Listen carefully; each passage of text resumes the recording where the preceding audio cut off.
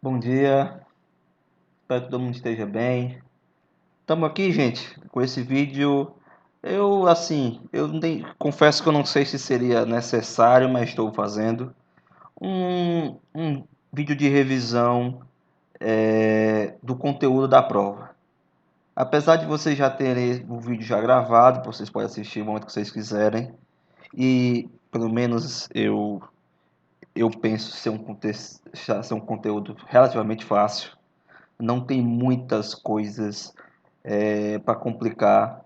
A prova vai ser do nível daquela lista que eu passei para vocês, até porque o conteúdo é apenas um conteúdo, espelhos planos, então não tem muita coisa para a gente cobrar, não tem muita coisa para a gente fazer, então a prova vai ter naquele mesmo nível, as questões bem parecidas, porque a gente ainda está iniciando e o espelho plano é um espelho, o estudo é um pouco mais simples. As coisas vão ficar mais complexas quando a gente estiver desenvolvendo o estudo de espelhos esféricos, tá certo? Para lembrar, nossa avaliação vai ser na próxima quinta-feira, no horário da nossa aula. Então vai ser de 11 até as 12 horas. Plataforma plural. 7 questões objetivas de marcar, 3 questões subjetivas. Vocês vão ter que escrever lá, tal, botar os cálculos se precisar e tudo mais. Então, preste atenção no horário que vai ser feito na plataforma plural durante a nossa aula, tudo mais, tá ok? Então vamos aqui para uma revisão aqui, vamos relembrar algumas coisas e ao final vou deixar também a sugestão de mais algumas questões para vocês responderem lá, para vocês responderem e qualquer dúvida com alguma questão ou outra entre em contato que a gente procura ajudar, tá certo? Sobre espelhos planos, a primeira coisa que a gente tem que lembrar e é sempre considerado são as leis da reflexão especular, a reflexão que acontece numa superfície espelhada. Primeira delas, raio incidente, a normal que a gente traça entre a superfície e a normal superfície do espelho e o raio refletido são coplanares. Coplanar significa que estão no mesmo plano. O raio de luz ele não vai atravessar o espelho. Então tá tudo aqui seria um plano, atrás do espelho é outro plano. Então estão todos no mesmo plano, são coplanares. Esse ponto aqui é essencial. O raio de luz não atravessa o espelho. Por favor, não esqueçam disso. Foi muito falado nos nossos vídeos.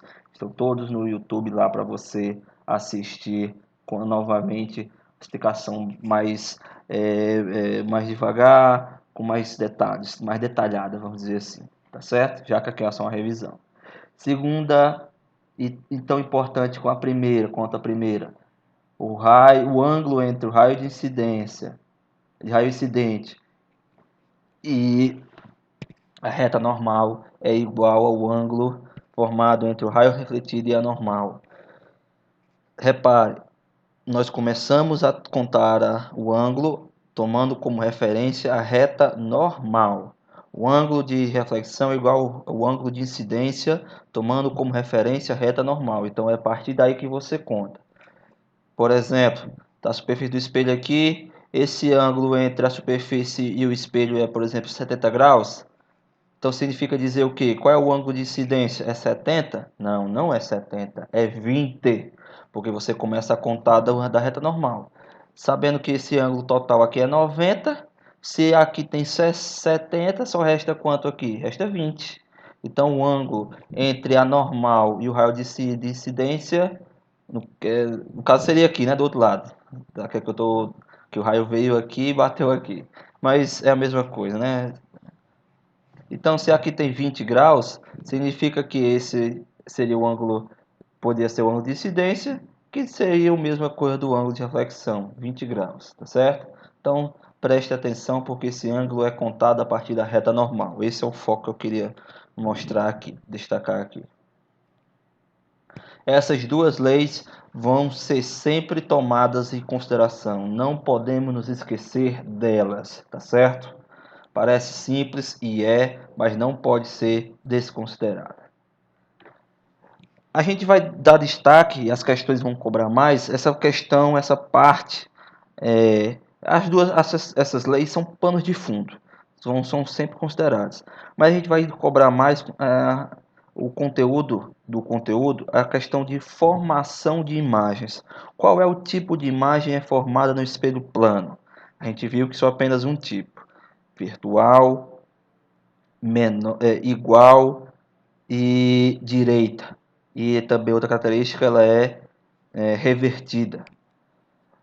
Vamos falar de formação de imagem de um objeto pontual. Tem apenas um ponto lá luminoso em frente ao espelho. Vai sair o raio de luz desse corpo, vai bater no espelho e chega nos nossos olhos. É assim que a gente consegue ver a imagem formada no espelho plano. Aí nós temos um passo, já foi discutido, vou relembrar aqui. Um passo a passo para você construir a imagem formada no espelho plano. Primeiro passo você vai colocar a imagem atrás do espelho, sempre na mesma distância que o objeto está do espelho. Se, por exemplo, a distância entre o espelho é 10 centímetros, a distância que você vai colocar da imagem do ponto ao espelho também são 10 centímetros. Você coloca usando régua, utilize régua, por favor, utilizem régua. Você vai colocar a imagem na mesma posição reto em relação ao objeto e na mesma distância do objeto ao espelho, a imagem ao espelho tem que estar. Esse é o passo 1. O passo 2, você vai traçar um raio que vai sair da imagem que vai até o olho do observador. Esse é o passo 2. Lembrar que atrás do espelho você vai fazer esse raio tracejado. Isso para representar que o raio de luz não vem realmente de trás do espelho, porque a luz não atravessa o espelho. Na verdade, a luz ela saiu do objeto A, bateu no espelho e foi refletido lá no olho do observador. Nós fazemos esse passo a passo para respeitar as leis da reflexão. Raio de incidência está e a normal e o raio de reflexão estão no mesmo plano e o ângulo de incidência é igual ao ângulo de reflexão. Fazemos esse passo a passo para respeitar essas duas leis e assim a gente vai formar a imagem. O nosso cérebro interpreta que o objeto está atrás do espelho. Por que isso? Porque o nosso cérebro acredita que a luz viaja em linha reta. Então é como se a luz viesse lá de trás do espelho, viajando em linha reta e chegasse no nosso olho. Nosso cérebro não interpreta que a luz bateu no espelho e foi refletida, tá certo? Isso a gente faz para construir a imagem de um objeto pontual. Também fazemos esse passo para um objeto extenso, um corpo onde as dimensões são consideradas. Também fazemos isso. Por exemplo, como seria a imagem formada para essa letra F, um corpo extenso em frente a um espelho plano? Nós vamos tratar essa letra F como vários pontos. A gente faz vários pontos e coloca sempre esses pontos atrás do espelho, na mesma distância que o ponto objeto está do espelho. Lembrar que não é preciso que o objeto esteja em frente diretamente do espelho, tá certo? Mesmo o objeto estando do lado, um pouco do lado do espelho, a gente consegue ver a imagem. O que é que a gente faz? A gente prolonga a superfície do espelho, a gente aumenta o espelho, tá certo? Foi feito o exemplo disso lá no vídeo de explicação do conteúdo de maneira mais detalhada.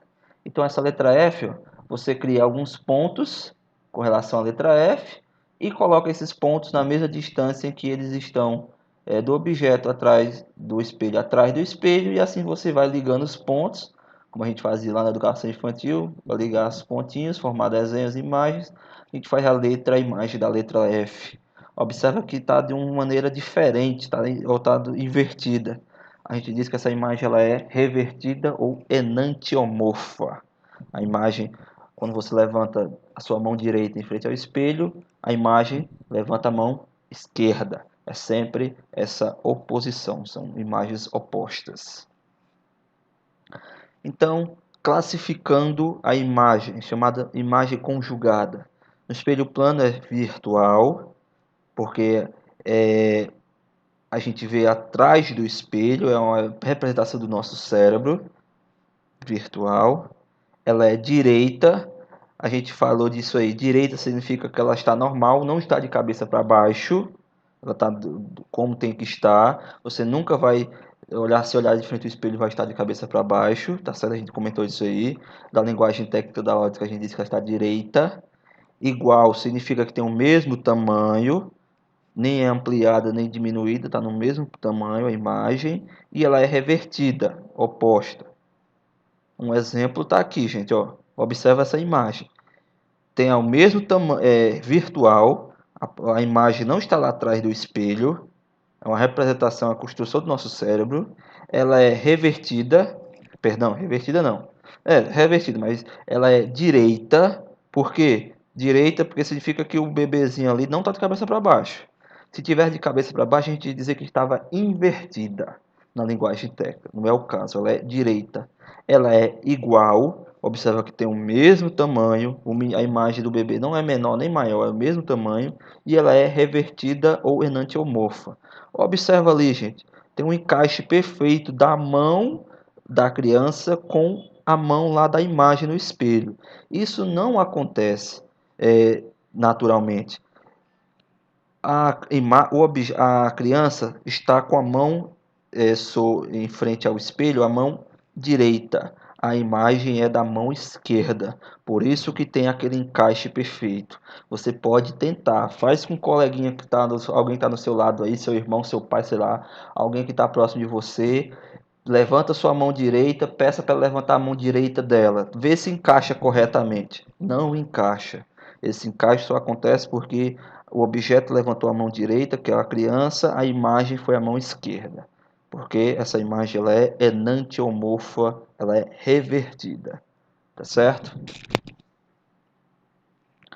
Ainda sobre espelhos planos, nós falamos sobre campo visual, que é a região que a gente consegue ver a imagem dos objetos, chamado campo visual. Nós tratamos isso aí especificamente com esse exemplo. Existe também um passo a passo para você construir esse campo visual. De todos esses pontos aí presentes nessa região, quais são os pontos que o observador consegue ver? O primeiro passo dele está aqui na tela. Você vai construir o chamado simétrico do observador, tá certo? Ou imagem do observador. Você vai colocar o observador atrás do espelho, na mesma posição, tá certo? Linha reta, atrás do espelho. Também, se o objeto, se o observador não está em frente ao espelho, você prolonga a superfície do espelho. Foi o que foi feito aqui, ó. Eu prolonguei a superfície do espelho, coloquei, é claro que o objeto, o observador tem que estar mesmo em relação ao espelho. Aí, o simétrico observador também tem que estar à mesma distância. Só que, por exemplo, for 5 centímetros, aqui também tem que ser 5 centímetros. O simétrico observador é uma referência para nós, então é preciso que isso esteja na mesma distância. O passo 2, você vai traçar raios de luz que vão passar nos extremos do espelho, tomando como referência o simétrico observador. Ó, tem um raio de luz, vou chamar de esse raio 1. Ele passou de um lado da extremidade do espelho, bateu lá no simétrico observador. O raio 2, também da mesma maneira, passou lá na outra extremidade do espelho, bateu lá no simétrico do observador. Atrás do espelho, o raio de luz é sempre tracejado. Nós fazemos simétrico do observador para ser a nossa referência, porque é a referência que a gente vai construir para poder formar o campo visual.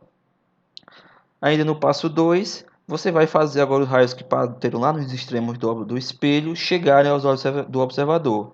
Ó, o raio 2 bateu aqui no espelho, foi refletido no olho até chegar no olho do observador. Raio 1 também bateu no espelho, foi refletido e chegou aos olhos do observador. Esse é o passo 2. E o passo 3 está aqui, ó.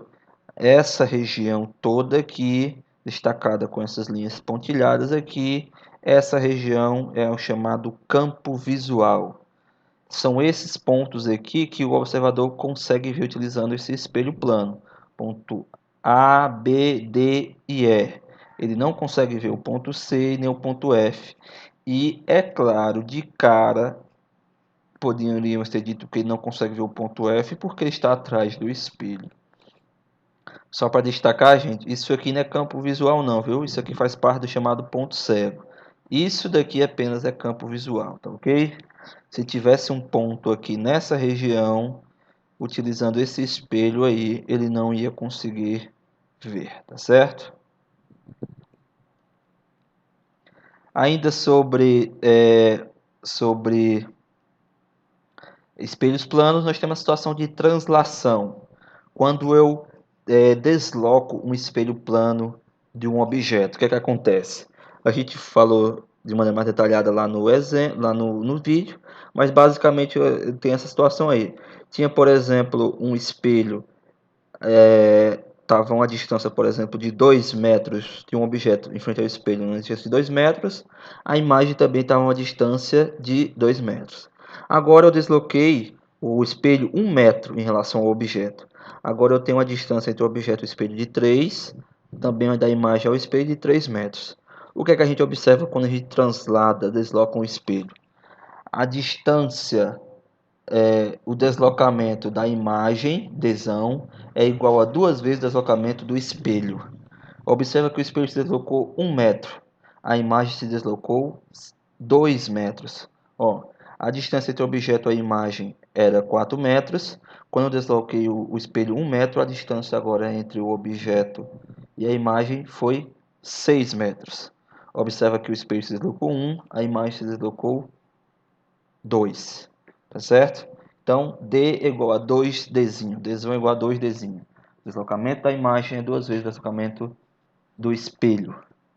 Isso acontece também, a gente pode deduzir isso aí com relação à velocidade com que isso acontece.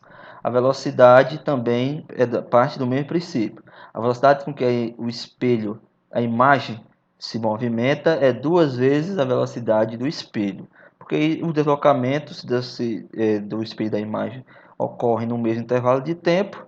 Se o deslocamento de um é 2 vezes da outra, a velocidade também é a mesma coisa. A velocidade do espelho é 2 vezes a velocidade da imagem, tá certo? A gente resolveu a questão lá na lista de exercícios tratando disso aí.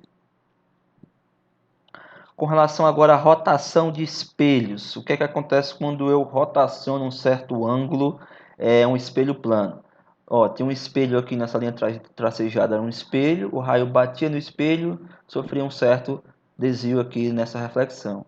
Se eu girar um ângulo alfa esse espelho, qual vai ser o ângulo de variação da inclinação do raio luminoso? Acontece o seguinte, o ângulo de giro do espelho é 2 vezes, o ângulo de rotação do espelho é 2 vezes o ângulo inicial. Não, na verdade é o seguinte, quando um espelho gira um ângulo alfa, os raios têm uma rotação, e quando a rotação dos raios é 2 vezes o ângulo de rotação do espelho. Ó, o espelho girou alfa, a rotação aqui do raio que foi refletido é beta, e beta é igual a 2 vezes alfa, tá certo? A rotação dos raios luminosos é 2 vezes o ângulo de rotação do espelho. Com relação ainda a espelhos planos, nós falamos sobre associação de espelhos. Eu tenho, por exemplo, um objeto diante de 2 espelhos. Vai se formar um número X de imagens. E esse número depende do ângulo entre esses espelhos. E para a gente calcular o número dessas imagens, nós temos essa equação aí. O número de imagens n é igual a 360 graus dividido por alfa, que é o ângulo entre os espelhos, menos 1. Se, por exemplo, for um ângulo de 90 graus, 360 dividido por 90 dá 4. 4 menos 1, 3. Significa que um objeto diante de 2 espelhos cujo ângulo entre eles é 90 graus, forma-se 3 imagens. Certo? Eu tenho algumas regrinhas para isso aqui funcionar. Ó, se 360 dividido por alto for um número par, 4 por exemplo, o objeto pode estar colocado em qualquer posição do espelho, tá certo? Qualquer posição forma as imagens lá perfeitinha, nitidamente. Agora, se o 360 dividido por alfa for um número ímpar, 3, por exemplo, aí eu já tenho uma situação onde, para se formar um número de imagens corretamente, o objeto tem que estar no plano bissetor. que estar na mesma distância entre os dois espelhos. O que seria esse ângulo bissetor, gente? Ó, tem, por exemplo, dois espelhos aqui, ó. O ângulo bissetor seria isso aqui, ó. Um ângulo que divide aqui, ó, essa área aqui em duas áreas iguais. Esse aqui seria o ângulo bissetor. Então, o objeto está nessa posição aqui, ó. Certo? Está na mesma distância do espelho 1, por exemplo, para o espelho 2. Tá ok? Essa aqui é a situação quando a 360 dividido por alfa for um ângulo, for um número ímpar. Tá ok? Então, tá aí a revisão da nossa avaliação. Fica a sugestão, gente, para vocês. Eu vou deixar aqui a sugestão para vocês, para também dar mais uma praticada nas questões, resolver as questões lá do livro. Dá uma olhadinha lá no livro, capítulo... o capítulo 9, cadê o capítulo? Tá aqui, deixa eu ver rapidamente. É o capítulo 25, página 355. Tem as questõezinhas aqui, vocês podem dar uma olhadinha lá, questões A1, 2, 3, 4 e 5, sobre lei da reflexão. Tem mais questões também para vocês fazerem com relação a espelhos planos. Esse capítulo 25 todinho fala sobre espelhos planos. Fica a dica aí para vocês fazerem também mais questões para a gente dar uma praticada. Qualquer dúvida com relação a essas questões aí, é claro, vocês entrem em contato que a gente procura tirar essa dúvida, tá ok?